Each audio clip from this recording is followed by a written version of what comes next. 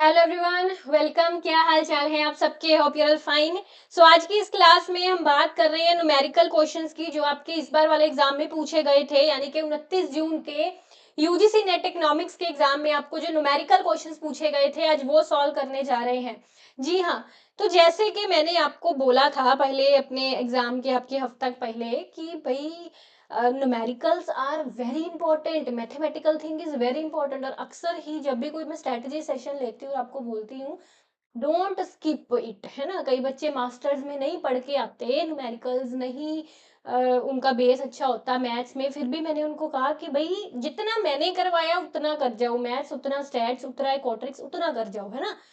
तो मतलब वो चीज है यहाँ पे कि हमको मैथ्स स्किप करके बिल्कुल भी जा ही नहीं सकते। अगर आपका सच में टारगेट नेट जेआरएफ है, तो जेन्युइनली क्लियर करना चाहते हो एग्जाम को, तो you can't skip maths portion, stats portion, numerical portion आप स्किप कर ही नहीं सकते। और मुझे बहुत खुशी हुई देख के कि जो न्यूमेरिकल का दंगल सेशन लिया था मैंने, एक मैराथन टाइप सा आपके एग्जाम से 3-4 दिन पहले, उस तरह के डायरेक्ट न्यूमेरिकल्स आपको एग्जाम में आए। जैसे आपको इंटीग्रेशन का एक डिवीजन मेथड का न्यूमेरिकल करवाया था, वो पूछा गया। फिर आपको लैग्रेंजियन मल्टीप्लायर करवाया था ना, सिखाया था लैग्रेंजियन मल्टीप्लायर से 2-3 न्यूमेरिकल्स आए हैं। प्रोबेबिलिटी वाले क्वेश्चन से भी आपके जैसे करवाए थे, उस तरह के मेथड्स से न्यूमेरिकल्स प्रोबेबिलिटी के आए। हम ना आज सारे सॉल्व करने की कोशिश करेंगे। अपना पेन पेपर निकाल लो मेरे साथ, और 10-12 न्यूमेरिकल्स हैं जो मुझे दिख रहे हैं, अभी तक पता चले हैं कि ये आए हैं, क्योंकि पूरा पेपर तो अभी आया नहीं है, मेमोरी बेस्ड जो स्टूडेंट्स ने बताए हैं। 10-12 न्यूमेरिकल्स हैं, उनको हम पूरा सॉल्व करेंगे, सारा मेथड तरीका बताऊंगी आपको, ठीक है। तो पेन पेपर साथ में मेरे निकाल लीजिए और मेरे साथ साथ सॉल्व करते जाइए। और सबसे पहले बता दूं आपको कि हमारा जो दिसंबर 2025 के लिए क्लासेस स्टार्ट होने वाली हैं जुलाई से, आप अभी एनरोल कर लीजिए ताकि आपकी कोई क्लास मिस ना हो। ये लॉन्च हो चुका है बैच हमारी एप्लीकेशन पर, ठीक है, दिसंबर 2025 के लिए। तो हम स्टार्ट करते हैं अब, एक मिनट।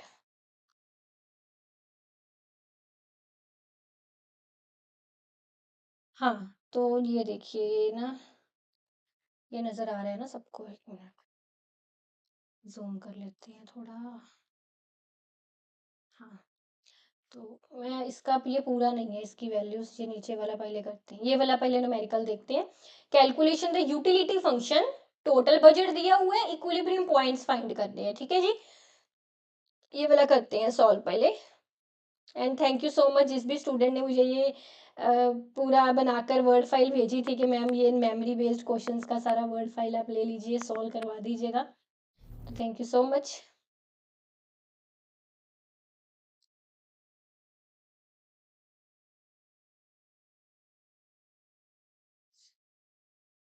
ठीक है, ये देखिए, आई थिंक इट्स क्लियर, दिख रहा है स्क्रीन पर आपको, है ना, ठीक ठाक। अब ये ना आप लैग्रेंजियन मल्टीप्लायर, आपको याद है लैग्रेंजियन मल्टीप्लायर के आपको 2 क्वेश्चंस करवाए थे न्यूमेरिकल का दंगल क्लास में, है ना, कोर्स में तो करवाए ही हुए हैं। तो उसी तरह से ये सेम सोल्व होना था क्वेश्चन, ठीक है।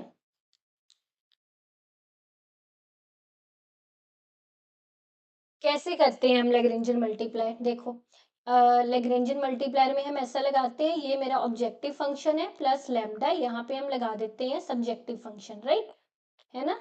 तो अब यहाँ पे यूटिलिटी फंक्शन जो है ये मेरा ऑब्जेक्टिव फंक्शन है, यानी कि क्या होता है, मैक्सिमाइज करना है मुझे यूटिलिटी को with respect to budget, with respect to budget, utility को मैक्सिमाइज करना है विद रिस्पेक्ट टू बजट, ठीक है। सो मीन्स कि अब यहाँ पे यूटिलिटी फंक्शन तो दिया हुआ है, तो बजट की इक्वेशन क्या बनती है, बजट होता है प्राइस मल्टीप्लाई बाय क्वांटिटी, यानी कि यहाँ पे 2 गुड्स हैं तो बजट उसने 130 दिया हुआ है, तो 2 गुड्स के केस में ये इक्वेशन ऐसे बन जाती है, राइट, ऐसे। तो it will B P x कितना दिया हुआ है मुझे, 4x प्लस 6y, ये बन जाएगा आपका बजट इक्वेशन। यानी कि यहाँ पे ऑब्जेक्टिव फंक्शन लगा दीजिए x y plus 2y plus x, ठीक है, प्लस लेमडा लेमडा, और यहाँ पे सब्जेक्टिव फंक्शन हो गया 4x प्लस 6y माइनस 130। ठीक है जी, ये हो गया। अब नेक्स्ट स्टेप क्या हम करते हैं, इसका डेरिवेशन तीनों के रिस्पेक्ट में ऐसे ही सिखाया था आपको लैग्रेंजियन मल्टीप्लायर लगाना। अब एक्स वाई का डेरिवेशन y आ जाएगा, y प्लस एक्स का डेरिवेशन 1 आ जाएगा, राइट। यहाँ पे बचेगा आपका 4 लेमडा बस इज इक्वल टू 0। देन अगर y के रिस्पेक्ट में करेंगे तो it will become x plus 2 plus 6 lambda is equal to 0। और इसी तरह अगर हम लैम्डा की रिस्पेक्ट में करेंगे 4x प्लस 6y माइनस 130। यहाँ पे प्लस भी लगा सकते हो, माइनस भी, आंसर सेम ही आएगा। ठीक है, अब आप आगे आपको समझ आ गया आई थिंक इसको अब कैसे करना है। हमको यहाँ पे वैल्यूज फाइंड कर लेनी है, इनके x, यहाँ से आप y की वैल्यू फाइंड कर लो कितनी आ जाएगी, माइनस 4 लैम्डा माइनस 1, x की वैल्यू माइनस 6 लैम्डा माइनस 2 आ गई। यहाँ पे मैं पुट कर देती हूँ minus 6 lambda minus 2 plus 6 minus 4 lambda minus 1, ठीक है, इज इक्वल टू 130। अब यहाँ से आप लैम्डा की वैल्यू निकाल लोगे, यहाँ से आपकी लैम्डा की जो भी वैल्यू निकलेगी ना, इसको आप इन इक्वेशंस पर पुट कर दोगे एंड एक्स एंड वाई की वैल्यू आपकी निकल जाएगी। मेरे पास पूरा क्वेश्चन उसके ऑप्शंस नहीं है, है ना, तो मेमोरी बेस्ड है चीजें, तो इस तरह से हमको इसको सॉल्व करना था। अब ये तो बेसिक कैलकुलेशन है, you can do it by yourself, जो भी आना था दैट इज द आंसर। यहाँ से आराम से आपका लैम्डा का वैल्यू निकल जाना है ना, मल्टीप्लाई प्लस माइनस करके, फिर इसको आप पुट कर दोगे इस और इस इक्वेशन पे, then you will get the value of x and y, right. In that way जो भी इसका आंसर था वो सही था। अच्छा, अगले क्वेश्चन पे चलते हैं हम। नेक्स्ट क्वेश्चन हमारा एक मिनट, वर्ड फाइल ये रही। हाँ, अब ये क्वेश्चन है, देखिए, a candidate is selected in an interview for 3 posts. One is for 5 posts, 3 posts, 2 posts. What is the probability that he got selected at least one post?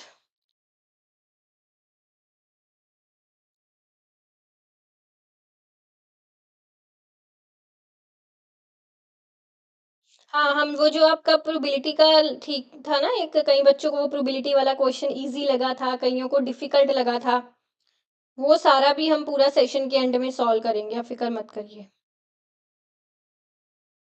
इसको copy करके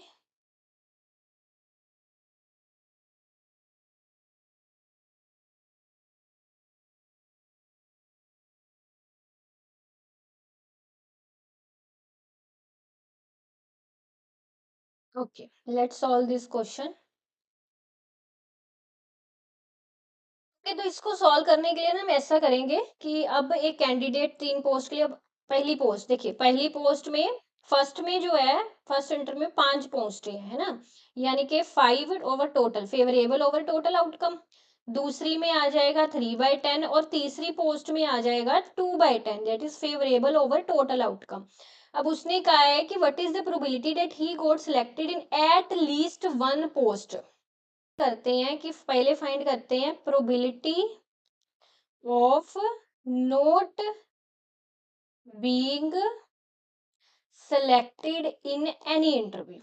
देखो समझो इस चीज को, जब भी हम कुछ एट लीस्ट करके निकालते हैं ना, तो एट लीस्ट निकालने का फंडा होता है, ऐसे कर दो, मतलब एक वन एट लीस्ट वन में उसका सिलेक्शन होगा तो उसको कर दो 1 माइनस नोट सेलेक्टेड इन, है ना, नोट सेलेक्टेड ऐसे, तो 1 minus not selected in any interview, वो आपका एट लीस्ट 1 निकल आएगा।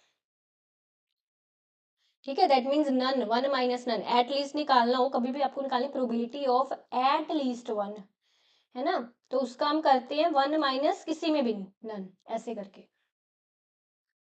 तो अब हम probability of note being selected in any interview कैसे निकालेंगे, फर्स्ट इंटरव्यू में सिलेक्शन की प्रोबेबिलिटी इतनी है, सेकंड इंटरव्यू में सिलेक्शन की इतनी है, थर्ड इंटरव्यू में इतनी है, राइट। तो that means note being selected का मतलब क्या होगा, नोट बीइंग सिलेक्टेड का मतलब है कि वो पहले में भी नहीं सिलेक्ट हुआ, ठीक है, फर्स्ट में नहीं सिलेक्ट हुआ, यानी कि 1, इट वुड बी 1 माइनस 5/10, ठीक है, दूसरे में भी नहीं सिलेक्ट हुआ, 1 माइनस 3/10, है ना, सिलेक्शन की 5/10 है, तो नोट सिलेक्शन की क्या होगी, 1 माइनस 5/10।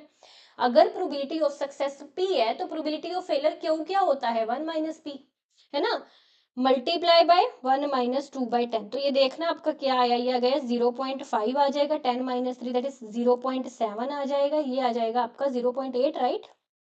ठीक है, इसको मैं 8 7 का 56 multiply by 5, it would be 6 5 का 30,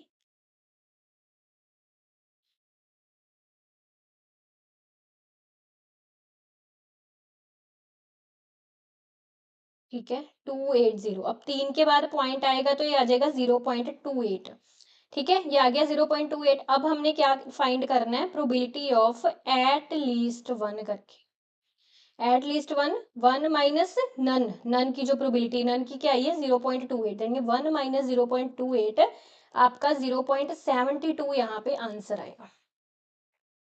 समझ गए? In that way you have to solve this. Okay, so let's move towards next question. अब ये वाला क्वेश्चन देखते हैं, दिस वन।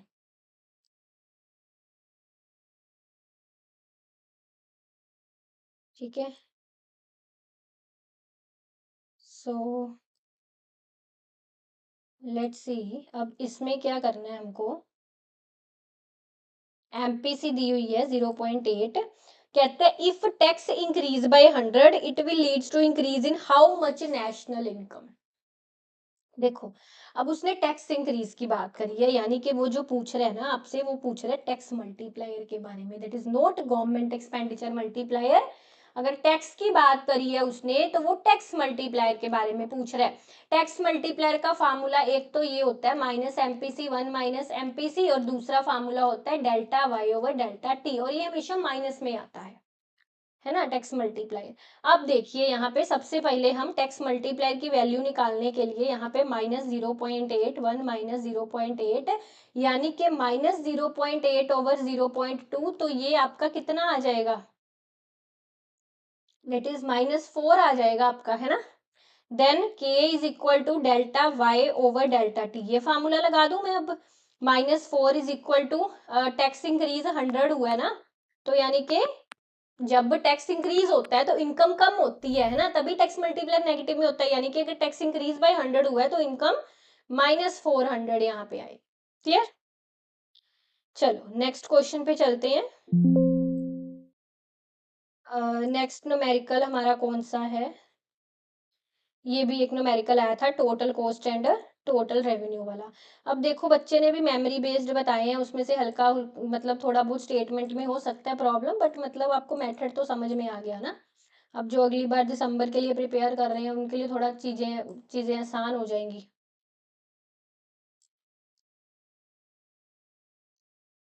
अच्छा, अब ये देखिए उसने यहाँ पे टोटल कॉस्ट दिया हुआ है और टोटल रेवेन्यू, देखो टोटल कॉस्ट जो है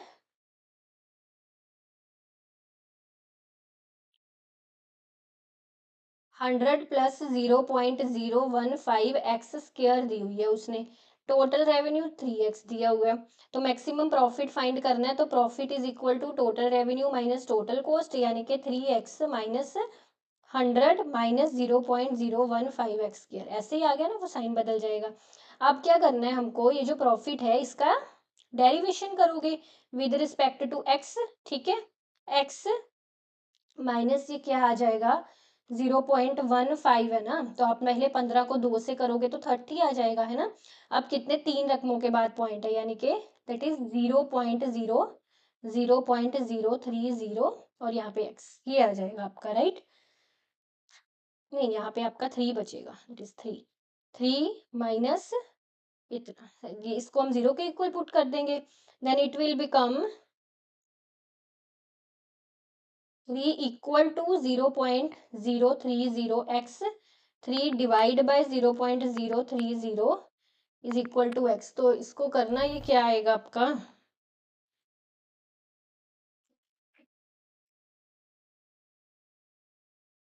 it will be 3 divide by, आप खुद से कैलकुलेशन करना, मुझे तो अभी कितने न्यूमेरिकल्स आपको करवाने हैं, तो 100 आ रहा है x, पक्का 100 आ रहा है, देखना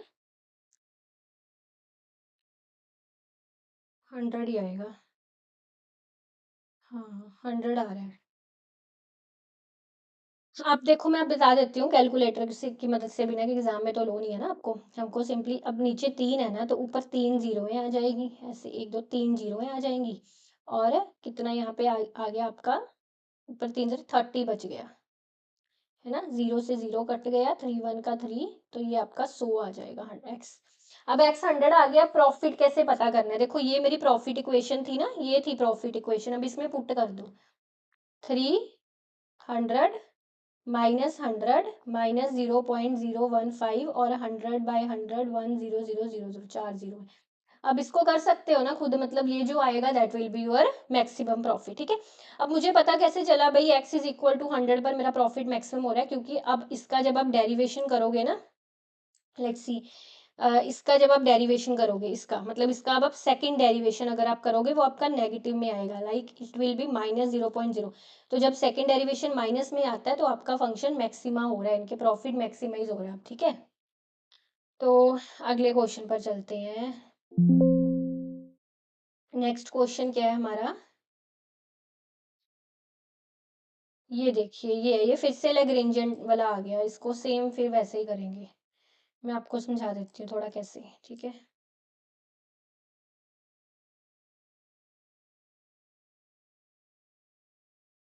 अब देखो इसको नोट डाउन करो।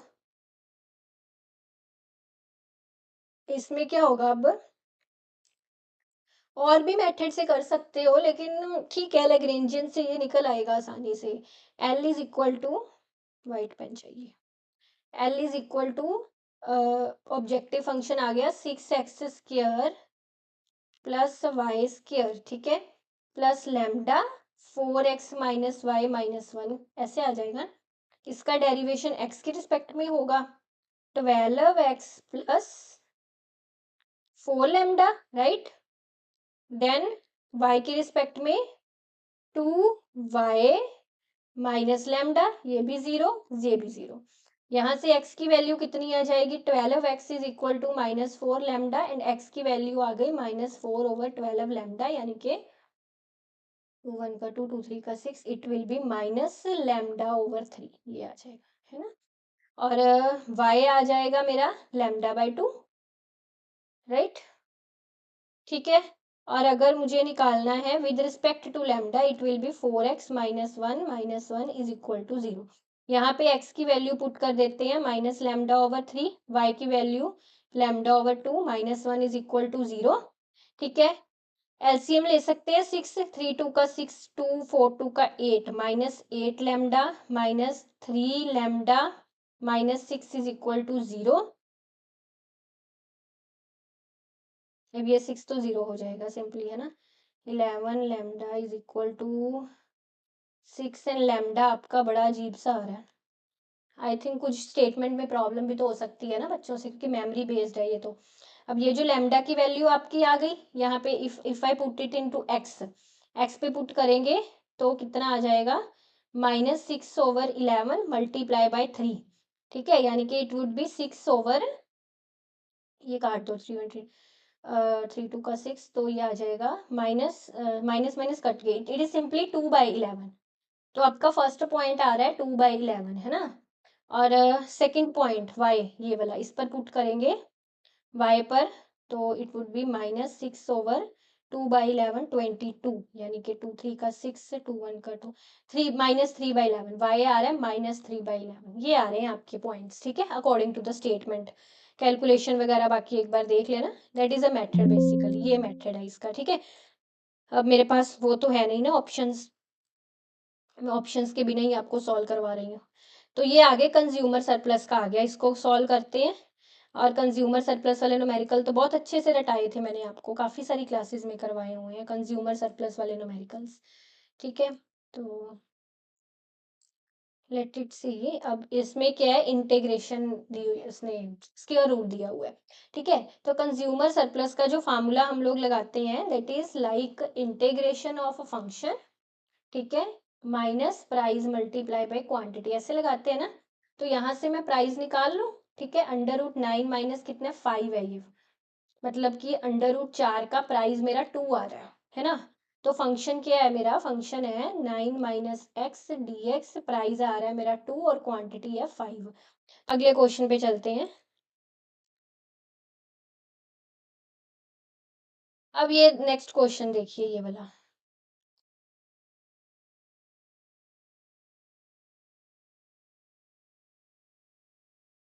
ठीक है, सी, उसने क्या 40 स्टूडेंट्स हैं क्लास में, जिसमें 25 हिंदी जानते हैं, तो 25 हिंदी जानते हैं, मैं ऐसे लिख लेती हूँ कि 25 जो हैं वो हिंदी जानते हैं, और जो बोथ आ जाता है ना, कि जो बोथ जानते हैं, दैट मीन्स इंटरसेक्शन। हिंदी भी एंड उर्दू भी, ये तो आपको बताया हुआ ना कि बोथ का हम इंटरसेक्शन लेंगे। सो बोथ हिंदी भी जानते हैं और उर्दू भी, तो ये आ जाएंगे 20। ठीक है, और every student at least one जानता है, तो how many now Urdu, only Urdu, यानी कि मुझे ये चीज पता करनी है। और टोटल जो है ना, टोटल क्या होता है, यूनियन बेसिकली, है ना। तो यूनियन 40 आ रहा है, दैट मीन्स ये चीज जो है आपकी, ये 40 आ रही है। ठीक है, so formula would be H plus Urdu, minus होता है ना ये, माइनस इंटरसेक्शन यू। तो ये 40 आ गया, ये आ गया 25, ये मुझे पता करना है, और ये आ गया इंटरसेक्शन 20। तो यानी कि 40 माइनस 25 प्लस 20 हो गया। So that will be your answer basically. Clear?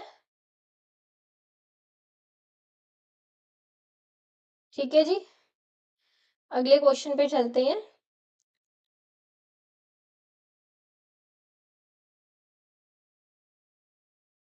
Next question,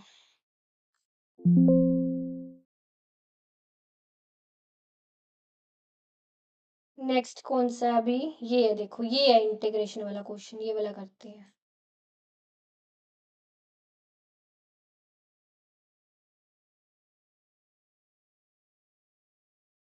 देखो अब इसमें ना क्या किया का है उसने, ये चीज है, इंटीग्रेट करना है मुझे e की पावर माइनस 2x को, लिमिट दी हुई है 1 to 2, ऐसे करके दिया हुआ है उसने, दैट इज dx, इस तरह से। So it would be 1 to limit है, इसका इंटीग्रेशन पता क्या आएगा, ये तो सेम रहेगा, e माइनस 2x, और डिवाइड में माइनस 2x का आ जाएगा आपका -2, इस इन दैट वे, बिकॉज ex का तो सेम ex ही होता है ना। ठीक है, और जो पावर होती है वो डिवाइड में आती है, इंटीग्रेशन का रूल है पावर डिवाइड में, तो पावर डिवाइड में आ गई तो इट वुड बी -2। ठीक है, ये इंटीग्रेशन आएगा इसका, तो प्लस सी। अब उसने लिमिट्स भी दी हैं, अब लिमिट्स का मतलब पता क्या है, लिमिट्स का मतलब ये है, मुझे पुट करनी है लिमिट्स, यानी कि पहले मुझे 2 पुट कर देना फिर 1। अब 2 पुट किया तो ये आ गया e की पावर -4/2, माइनस है साथ में, है ना, प्लस लगा देना है मुझे, प्लस,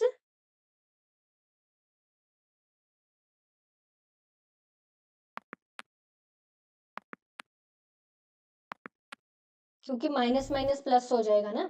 लेट्स सी, जब हम ये चीज करते हैं ना तो लिमिट्स में आता है माइनस।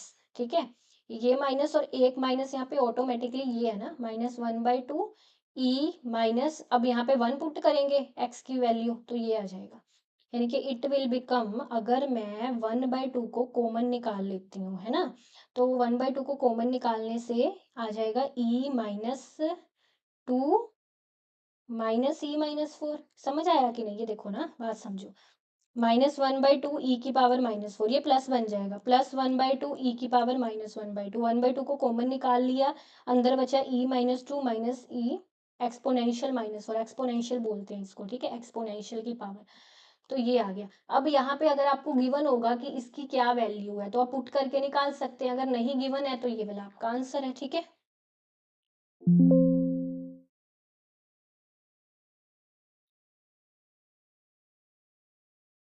अच्छा नेक्स्ट, अब ये वाला इंटीग्रेशन का क्वेश्चन है, ये वाला, इसको करते हैं। अच्छा, अब अगर आपको याद हो तो ये सेम डिवीजन मेथड का, न्यूमेरिकल का दंगल क्लास में आपको करवाया था, ये वाला इस तरह का, मतलब सेम डिवीजन मेथड से इंटीग्रेट होने वाला क्वेश्चन था, ऐसा ही। ठीक है, तो सेम करवाया था, अगर वो लगा के गए होते तो ये क्वेश्चन आप आसानी से कर सकते थे। तो it would be x+3 x+5, करो डिवाइड इसको, x+5 को 1 पर जाने दूंगी मैं, 1 पर, तो x+5 ही आ जाएगा। अब ये आपस में कट गए, ये बचा 3 - 5 यानी कि -2। अब क्या रूल होता है कि जो मेरा क्यूटेंट है वो सेंटर में आएगा, रिमाइंडर ऊपर आएगा, और जिससे डिवाइड किया वो नीचे, ऐसे। ये मिक्स्ड फ्रैक्शन, मिक्स्ड फ्रैक्शन से आप नॉर्मल फ्रैक्शन बनाओ, कैसे बनाते हैं नॉर्मल फ्रैक्शन, ठीक है, दैट इज एक्स, इसको इससे मल्टीप्लाई किया, x+5 +2, यानी कि plus minus -2, divide by x+5, है ना, यही हुआ हुआ। तो x+5 एंड x+5 -2/x+5 ऐसे। ठीक है, ये बच गया आपके पास ये। अब इसका इंटीग्रेशन करना है मुझे। इसका इंटीग्रेशन आ जाएगा आपका x-2 लोगैरिथम x+5 + c, ये आ जाएगा। ये इसका आंसर था, x-2 logarithm natural logarithm. Same question वही है जो करवाया था, मतलब स्टेटमेंट में तो देखो 3 की जगह 2 5 करेंगे ही वो, मतलब सेम इसी मेथड से ये क्वेश्चन आपको करवाया गया था। अच्छा, आगे चलते हैं, लेट्स मूव अहेड। काफी न्यूमेरिकल्स थे, है ना। अच्छा, अब ये वाला न्यूमेरिकल है, ये लास्ट। हाँ, इसके बाद आपको एक प्रोबेबिलिटी वाला करवाऊंगी, जो सबसे डिबेटेबल रहा था। प्रोबेबिलिटी वाला न्यूमेरिकल आ गया इतना डिफिकल्ट, कईयों को वो इजी भी लगा था, कईयों को डिफिकल्ट लगा था। अब ये है, ये देखो, इसमें पता क्या है, इसने ना उसने मीन देखिए, सेल्स का मीन दिया हुआ है उसने 40, और स्टैंडर्ड डेविएशन सेल्स का दिया हुआ है 10। इसी तरह एडवर्टाइजमेंट का मीन दिया हुआ है उसने 6, और स्टैंडर्ड डेविएशन एडवर्टाइजमेंट का 1.5 दिया हुआ है उसने। ठीक है, तो उसने क्या, how many cells are required. अब मान लो, ये आप हम इजी करने के लिए ऐसा करते हैं, जो सेल्स है ना उसको एक्स अज्यूम कर लेते हैं और एडवर्टाइजमेंट को वाई वेरिएबल अज्यूम कर लेते हैं। ठीक है, यानी कि ये जो है बेसिकली, ये एक्स वेरिएबल का मीन एंड स्टैंडर्ड डेविएशन है, ये वाई वेरिएबल का mean and standard deviation, right. अब आपको अगर मैं एक याद करवाऊं फार्मूला, जो हम रिग्रेशन इक्वेशन बनाते हैं, है ना, रिग्रेशन इक्वेशन में एक इस तरह होता है ना, x minus mean is equal to b x y minus mean, याद है ये वाली, y minus mean is equal to b y x minus mean, याद है। अब ये जो बी एक्स वाई है, बी एक्स वाई का आपको एक फार्मूला करवाया हुआ है, अगर आपको याद हो थोड़ा बहुत, तो को relation multiply by this one, यही फार्मूला यहाँ लगना है। ये देखो, मैं आपको दिखा देती हूँ, मेरी बुक में है ये बेसिकली फार्मूला, ये देखिए मैंने निकाला हुआ था, ये वाला फार्मूला, ये बी एक्स वाई का, ये देखिए b x y is equal to correlation standard deviation x over standard deviation y, है ना। इसी तरह b y x is equal to correlation standard deviation y over x, ये सेम फार्मूला यहाँ पे लगना है। ठीक है, ये सेम फार्मूला यहाँ पे लगना है। ठीक है, दैट मीन्स कि आप यहाँ पे क्या करेंगे, एक तो ये बार बार रेड पता नहीं क्यों हो जाता है, x minus mean b x y का क्या आ जाएगा आपका, कोरिलेशन कितना दिया हुआ है, 0.9, स्टैंडर्ड डेविएशन एक्स कितना है, 10, एंड वाई कितना है, 1.5, यही है ना। ठीक है, ऐसे, एंड देन वाई माइनस में ऐसे होना है ये सॉल्व। ठीक है, तो ऐसे इसको पूरा सॉल्व करके नेक्स्ट स्लाइड पर देखें क्या, है तो जगह ही बहुत कम बची है।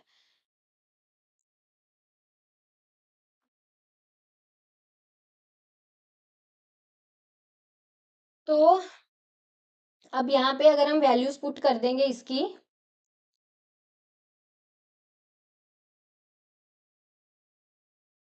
ये आ जाएगा आपका x माइनस मीन x का 40 दिया हुआ है इज इक्वल टू 0.9 को 10 से करो तो 9 आ जाएगा, है ना, 9/1.5, राइट। y माइनस y का मीन दिया हुआ उसने 6, ये आपकी पहली इक्वेशन ये बन गई। अब यहाँ ये हो गई फर्स्ट। ठीक है, उसने पूछा गया आपसे हाउ मेनी सेल्स यानी कि उसने आपसे y x पूछा है, x की वैल्यू पूछी है उसने आपसे।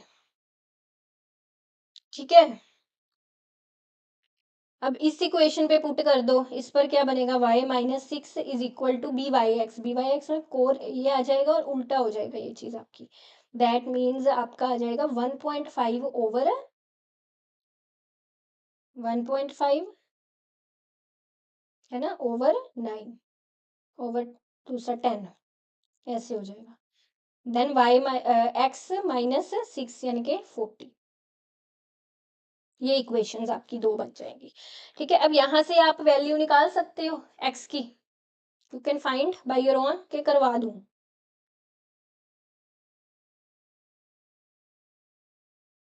आगे ना एक्स एंड स्लाइड हो गया, एक मिनट।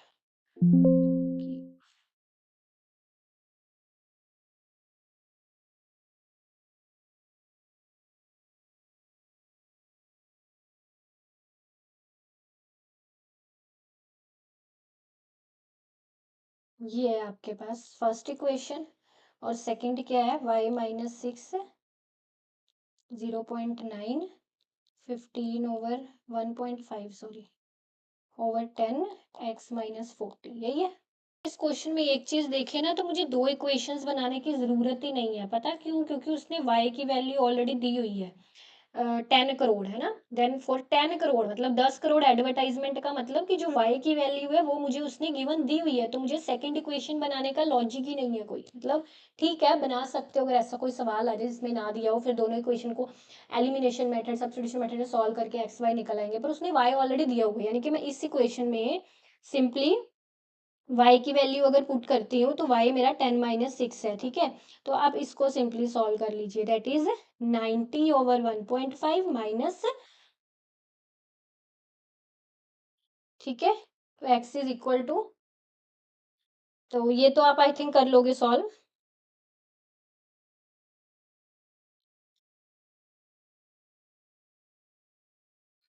90 - 54 वुड बी 36/1.5, और ये आ जाएगा +40। तो अब मैं 36/1.5 को ऐसे सॉल्व सिंपली कर लो ना। अब यहाँ पर ये सोल्व हो सकता था, इतना वो क्यों करना है। देखो ये देखो, यहाँ पर ये सोल्व हो सकता है इजीली, पॉइंट नीचे तक क्यों लेके आना है। ये देखो, आप सिंपली 9/15 मल्टीप्लाई बाय 10 कर देंगे ना, तो 3 3 5 का 5 3 का 15, 5 2 का 10, 3 3 का 9, 3 2 का 6 आ रहा है, यानी कि 6 - 40 इज इक्वल टू 60 माइनस 6 6 का 36। तो x इज इक्वल टू 60 - 36 +40, बस ये आंसर आ जाएगा आपका। 60 में से 36 को माइनस कर दिया और प्लस कर दिया 40, तो इट वुड बी 64, इसका आंसर आ रहा है, ठीक है। 64 वुड बी द आंसर, ये हो गया। अब हम करते हैं प्रोबेबिलिटी वाला सॉल्व, ठीक है। प्रोबेबिलिटी वाला ना इस फाइल में नहीं था, वो स्टूडेंट ने बताया था और मैंने कॉपी पे लिखा हुआ उसको, देखो। प्रोबेबिलिटी वाला क्वेश्चन कैसे था, आई वुड टेल यू। उसमें ना पहले जैसे आपको कहा गया था कि दो डाइस जो हैं वो रोल्ड हुई, और उसमें पूछा गया था कि फर्स्ट डाइस जो है वो ओड नंबर बताए, उसका प्रोबेबिलिटी बताओ, ठीक है। ओड की प्रोबेबिलिटी, अब एक डाइस में ओड नंबर एक तो होता है 1, एक होता है 3, एक होता है 5, यानी कि 3 होते हैं, है ना। और टोटल कितने होते हैं, 6, यानी कि 1/2 आंसर आ जाना था। और फिर ऐसे था कि दूसरी डाइस भी जो है वो ओड उस पर आए, उसकी प्रोबेबिलिटी, और सेम पहली डाइस की भी है, तो दूसरी डाइस की भी सेम यही आएगी 1/2, है ना। बात तो वही है 135। तीसरा उसने पूछा था कि सम ऑफ टू इज ओड, ऐसा था, सम ऑफ टू इज ओड। अब इसका मतलब समझो, पता क्या होता है सम ऑफ टू इज ओड तभी आ सकता है अगर कम से कम एक डाइस पर ओड नंबर और दूसरी पर इवन हो। मतलब कहने का, ये देखो 1 2 3 4 5 6, है ना। देन ये दो डाइस हैं आपकी। अब पहली पर अगर मैं इवन लूंगी और दूसरे पे ओड लूंगी, तब जाके उसका सम मेरा ओड आएगा। मतलब अगर दोनों पे आप ओड ओड इवन इवन ले लोगे फिर नहीं सम आएगा। ओड, समझ गए बात। यहाँ से अगर ओड लेना है तो यहाँ पे इवन लेना पड़ेगा, तब 5 आएगा, तब ओड आएगा, क्लियर। कहने का मतलब ये है कि उसके लिए ये चीज चाहिए कि जो पहली डाइस है उस पर ओड आए 1 3 5, ठीक है, और दूसरी डाइस पर इवन आए, यानी कि 2 4 6। या फिर या अगला एक और बनता है आउटकम कि पहली डाइस पर इवन आ जाए 2 4 6, और सेकंड डाइस पर ओड आ जाए 1 3 5, ऐसे ही होता है ना। यानी कि क्या बनी ये चीज, इसकी प्रोबेबिलिटी कितनी हुई 3/6 मल्टीप्लाई इसकी कितनी हुई 3/6, या प्लस प्लस इसकी कितनी हुई 3/6 मल्टीप्लाई इसकी कितनी हुई 3/6, ऐसे ही होता है। सो इट वुड बी 9 9 3 3 का 9 9, कितना आ जाएगा ये, 9 + 9/36, दैट इज 18/36, यानी कि 1/2, ये आंसर आ गया इसका। हुई बात क्लियर। अब अगला क्या उसने पूछा था, देखो। हाँ नेक्स्ट, अगला उसने पूछा था कि आपका जो फर्स्ट डाइस है ना, और सेकंड डाइस है, दोनों पर ओड आने की प्रोबेबिलिटी, फर्स्ट एंड सेकंड दोनों पर ओड आए उसकी प्रोबेबिलिटी फाइंड करो, ऐसा था। ठीक है, इसका मतलब दोनों पर, जब बोथ की बात आ गई तो क्या लेते हैं हम बोथ पर, अभी पीछे बोथ वाला सम करवाया था, इंटरसेक्शन, ऐसे। ठीक है, यानी कि पहले पर ओड आया, हमने अभी निकाला था, उसकी प्रोबेबिलिटी 1/2 निकली थी, और दूसरे पर ओड आने की भी प्रोबेबिलिटी 1/2 निकली थी, तो बोथ में हम मल्टीप्लाई कर देते हैं, इंटरसेक्शन मल्टीप्लाई करते हैं, दैट इज 1/4, है ना, यही आएगा। अगला था आपका कि जो फर्स्ट है, फर्स्ट डाइस, ठीक है, उस पर ओड आने की प्रोबेबिलिटी, और सेकंड पे क्या है, सम इज ओड, हाँ, और जो दोनों का सम है वो ओड आने, ऐसे था। तो पहली डाइस पर ओड हम ए ले लेते हैं, जैसे दूसरी डाइस पर ओड बी लिया था, तो सम हम ले लेते हैं सी, सम इज ओड सी, अभी निकाला है पीछे सारा हमने, है ना। तो यानी कि उसने यहाँ पे क्या पूछा है, ए इंटरसेक्शन सी पूछा है। तो फर्स्ट डाइस ओड पर प्रोबेबिलिटी 1/3, और सम वाली भी हमारी 1/2 ही निकली थी बाय डिफॉल्ट, है ना, तो ये भी आपका 1/4 आ जाएगा फिर। ठीक है, और क्या था, और उसने पूछा था कि सेकंड डाइस पर ओड आने की प्रोबेबिलिटी एंड सम ओड आने की प्रोबेबिलिटी, ये भी वही हो जाएगा सेम, यानी कि बी इंटरसेक्शन सी पूछा उसने, यानी कि ये भी 1/2 इज इक्वल टू 1/4 हो जाएगा। अब लास्ट वाला कंफ्यूजिंग था, लास्ट वाला समझना, लास्ट वाले में उसने कहा था कि दोनों डाइस पर भी ओड आए और उनका सम भी ओड आए, ऐसे था।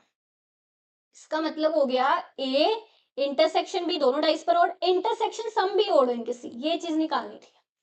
अब एक चीज समझो, मैंने अभी आपको उसमें समझाया था जब हमने सम निकाला था, कि सम ओड तभी आ सकता है जब एक ओड और दूसरा इवन हो, समझाया था ना अभी। तो यहाँ पे उसने लिखा है वो प्रोबेबिलिटी फाइंड करो कि बोथ दोनों डाइस पर ओड आए और सम पर भी ओड आए, ऐसा पॉसिबल ही नहीं है, क्योंकि बोथ डाइस पर अगर ओड आ जाएगा ना, यानी कि इस पर भी आ जाएगा, ये देखो 1, 3, 5, दोनों डाइस पर अगर ओड है, इसका सम किसी भी हालात में फिर ओड हो ही नहीं सकता, सम फिर इसका इवन होगा। ठीक है, सम ओड तभी आएगा अगर एक पर, एक डाइस पर ओड और दूसरे पर इवन, यानी कि ये आपका 0 आ जाएगा, ऐसा कोई आउटकम ही नहीं है। इस तरह ये प्रोबेबिलिटी वाला सोल्व होना था, आई थिंक ये क्लियर हो गया सबको, है ना। तो यही सम्स थे आपके, I think everything is clear. और मैं दोबारा से बता दूं कि हमारे बैच जो जो हैं वो लॉन्च हो चुके हैं एप्लीकेशन पर, फटाफट से एनरोल कर लीजिए, एक भी क्लास मिस ना हो, ठीक है, एक भी लाइव क्लास मिस ना हो आपकी। बाकी डिस्क्रिप्शन में आपको सारी डिटेल्स दी गई हैं। Thank you so much for watching.